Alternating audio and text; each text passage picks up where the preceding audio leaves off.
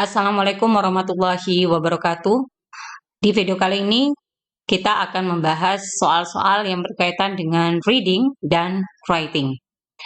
Ini merupakan kelanjutan dari video sebelumnya, di mana video sebelumnya kita membahas soal-soal listening.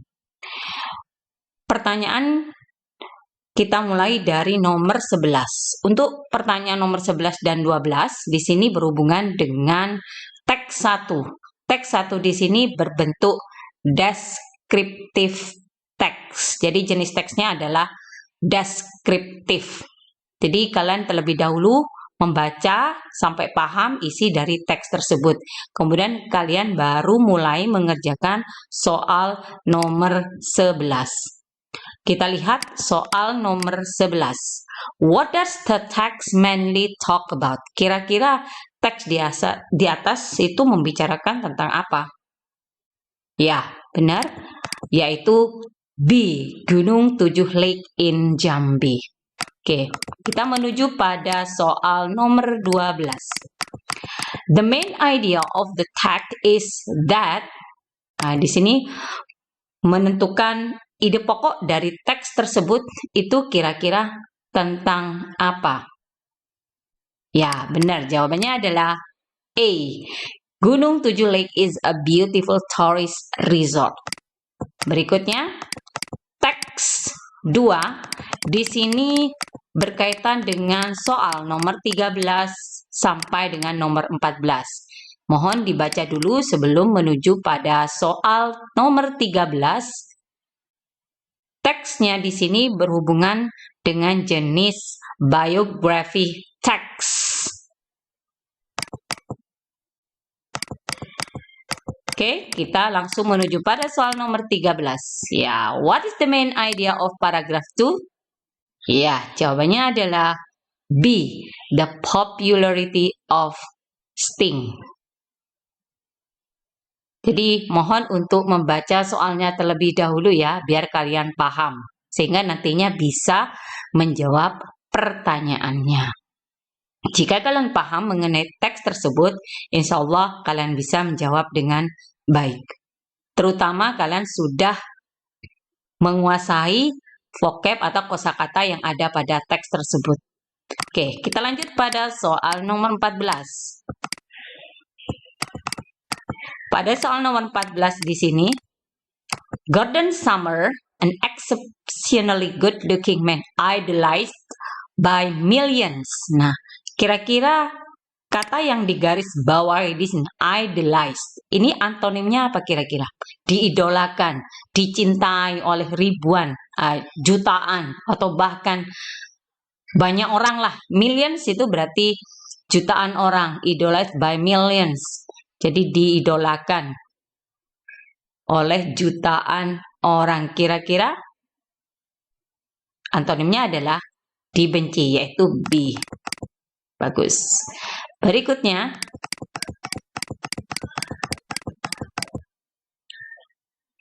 pertanyaan nomor 16 sampai dengan nomor 18 berhubungan dengan teks 3. Teks 3 di sini dalam bentuk naratif teks, yaitu tentang the hand with the silver X. Mohon untuk dibaca terlebih dahulu sebelum kalian mengerjakan soal nomor 16. Oke, kita langsung menuju soal nomor 16. Kira-kira the hand died because it, kenapa di sini meninggal? Ya, jawabannya adalah B, ate too much. Soal nomor 17. From the text, we may conclude that the woman was... Ya, betul. Jawabannya adalah greedy ya. Tamak. Ya. Berikutnya, nomor soal 18. If the hand could only be persuaded, the underlined word means persuade, dibujuk. Nah, kira-kira artinya sama dengan yang mana? Ya, yang influence, dipengaruhi. B.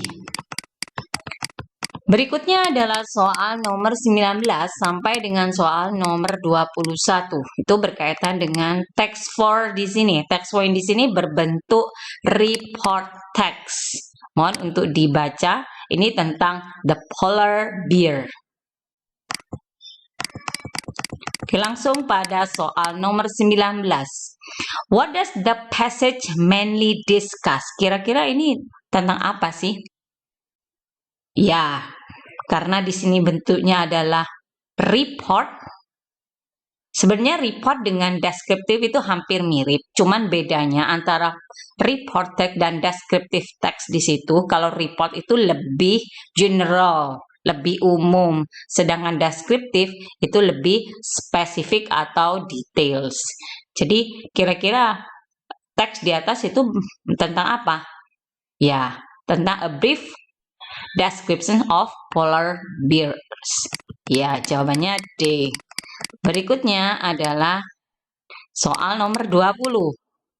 What is the main idea of the last paragraph? Silakan kalian bisa lihat paragraf yang terakhir, kira-kira itu main idenya itu tentang apa? Atau ide pokoknya yaitu ya, jawabannya adalah D. Polar bears are hunted because of their beautiful white coats. Ya, bisa kalian lihat paragraf yang terakhir.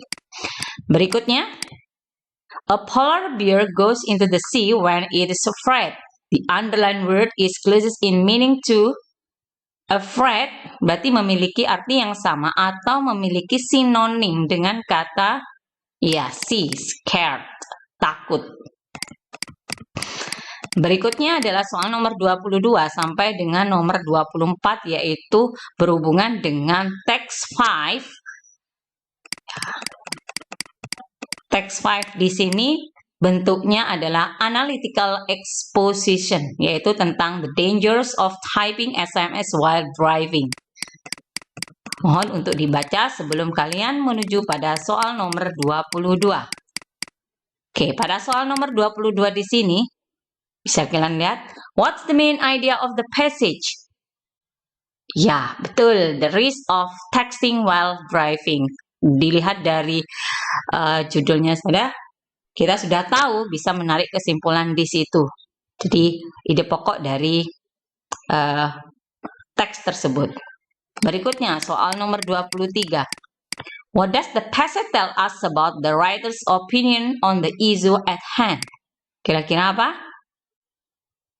Ya, betul. Jawabannya adalah text messaging creates more risk than undistracted driving. Berikutnya, soal nomor 24. From the text, we know that, setelah kalian baca the whole text, kita tahu bahwasannya, apa kira-kira? Oke, betul. The drivers involved in car accidents admitted they were texting when they crashed. Okay, now we go to the next question, yaitu question 25 to 27. Refer to the following text, yaitu text 6. Nah, text 6 di sini jenis teksnya adalah application letter. Mohon untuk dibaca terlebih dahulu sebelum menuju pada soal nomor 25. Oke, soal nomor 25 di sini.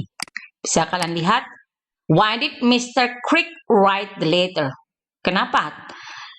Mr. Crick, jadi Mr. Crick di sini adalah Raymond Crick, yaitu the sender of the application letter, si pengirim dari surat lamaran ini. Kira-kira dia menulisnya untuk apa kira-kira? Mengapa dia menulis surat tersebut? Ya, to apply for a job. Sudah jelas ya.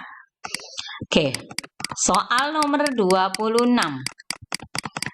How does Mr. Crick know the vacancy? Dari mana dia tahu? Bisa kalian lihat pada paragraf yang pertama, itu dia tahunya dari membaca sebuah artikel. Kira-kira dari mana di sini? Ya, jawabannya adalah C, from a newspaper. Next, 27. What will the human resource director probably do after reading the letter? Kira-kira setelah surat lamarannya si Mr. Crick itu nyampe di Human Resource Director, apa yang akan dilakukan si HRD-nya itu? Ya, tentu akan di-ask Mr. Crick to come for interview. Oke, berikutnya yaitu question 28 to 30. Refer to the following text. Text 7 di sini tentang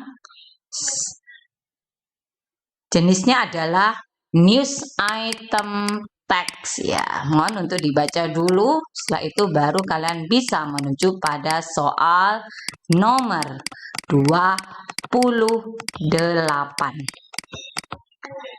Ya, oke. Soal nomor 28. The text reported, kira-kira melaporkan siapa di situ? Ya, Safik, a Singaporean supervisor, jawabannya. Oke, good. Next, 29. When did Safik physically abuse the woman? Kapan kira-kira? Di teksnya sudah jelas, ya. Jawabannya adalah A, between June and October 2002. Next, soal nomor 30. Why did Safik punch Winarti on her back? She was accused of... Kalau kalian baca teksnya, iya. Kenapa? Ya, jawabannya adalah di daydreaming. Good. Next, the last part di sini adalah writing section. Writing section di sini dibagi menjadi dua, yaitu incomplete dialogue dan juga close test. Nah, untuk pertanyaannya di sini dari soal nomor 31 sampai 37 ini masuk pada incomplete dialog. Oke, kita mulai dari soal nomor 31. Soal nomor 31 di sini, Alex and Sally. Have you heard about Jen? She has decided to move to Portland. Blah, blah, blah. There are more opportunities for employment in that city. Jawabannya adalah, oke, C. Kenapa kok C? Kenapa kok tidak because of, since, or so that? Iya, karena di sini menggunakan because karena ada subjek dan predicate-nya. Kalau menggunakan because of, biasanya kalau because of di situ diikuti oleh noun. Kalau since dan so that sudah jelas keliru sudah ya. Jadi pilihannya antara A atau C. Tetapi pilihan yang paling tepat adalah C karena di sini ada there are, there subjeknya, are di sini predicate-nya. Kalau because of harus diikuti oleh noun. Lanjut pada soal nomor 32.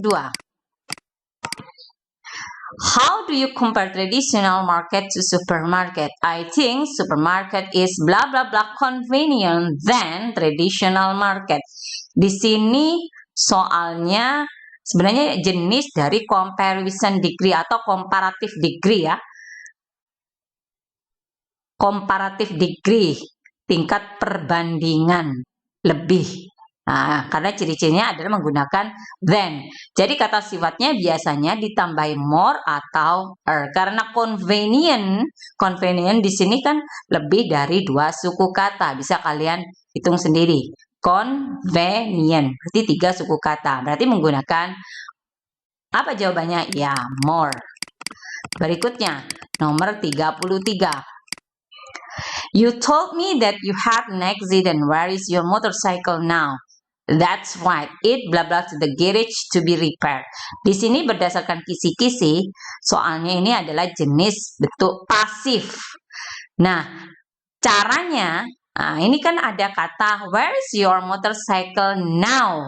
Berarti pasifnya adalah bentuk present continuous tense. Kalau sudah tahu ini bentuk present continuous tense, kita tahu bahwa bentuk the form of pasif dalam bentuk present continuous yaitu be to be diikuti oleh being baru verb 3. Ya, yang benar ada jawabannya D. Berikutnya soal nomor 34. I have already put the letter here. What's next? Do you see the start button on the machine? If you press it, blah blah blah. Oh yes, thank you. Di sini adalah jenis soalnya conditional sentence type 1. If you press it, maka yang mana? Ya, yang E. Sudah jelas. Untuk yang lainnya bukan ciri-ciri dari type 1. Karena kalau type 1 di situ menggunakan will, ya, present future. Jawabannya. Oke, next soal nomor 35 yaitu good morning sir, bla bla. Yes, please give me a hand with these two big suitcases. Yes, sir. Di sini kaitan materinya itu berhubungan dengan ungkapan menawarkan bantuan atau offering help. Jadi si room boy di sini menawarkan bantuan kepada Mr. Jack. Kira-kira yang mana yang merupakan ungkapan offering help? Ya, jawabannya adalah A. Can I help you? Next, soal nomor 36. Di sini, I'm sorry Mrs. Bertha isn't in the office today, bla bla bla. Tell her to call me tomorrow morning. Di sini si the receptionist and the caller. Ini kira-kira hubungannya dengan materi taking simple phone message. Kira-kira ungkapan yang digunakan untuk menerima pesan sederhana melalui telepon adalah yang digunakan ungkapan oleh seorang resepsionis adalah ya, would you like to leave a message, yang B. Berikutnya soal nomor 37.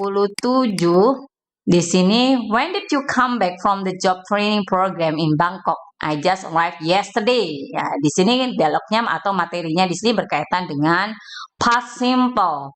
Maka yang berhubungan dengan past jawabannya adalah ya, yang B. Did you have a great time? Oh yes, I enjoyed everything there, especially the training. Berikutnya yaitu bentuk tes dari writing, yaitu cloze test. Jadi melengkapi sebuah teks rumpang. Sini.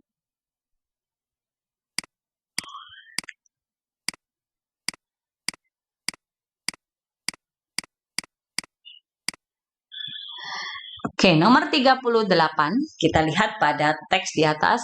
It has bla bla bla to my attention. Kira-kira jawabannya yang mana yang cocok sesuai dengan kalimat di atas untuk mengisi titik-titik pada teks di atas. Nomor 38 ada attracted, ada stop, ada come, ada cut. Ya, yang benar adalah attracted. Ya. Berikutnya nomor 39. In order to encourage our customers to pay bla bla bla their invoice. Ya, jawabannya adalah to pay for. Ya, yang C. Nomor 40 terakhir, soal terakhir di sini. I hope that everything is going well with you and your company. You are not one of our biggest customers and bla bla appreciate your business. Yang benar adalah we appreciate your business. D. Oke, itu tadi penjelasan saya mengenai soal-soal USP Bahasa Inggris untuk part reading and writing. Mohon untuk belajar di rumah agar hasil dari USP Bahasa Inggris kalian nantinya bisa mendapatkan nilai yang baik atau nilai yang bagus. Oke, sekian dulu video kali ini. Wassalamualaikum warahmatullahi wabarakatuh.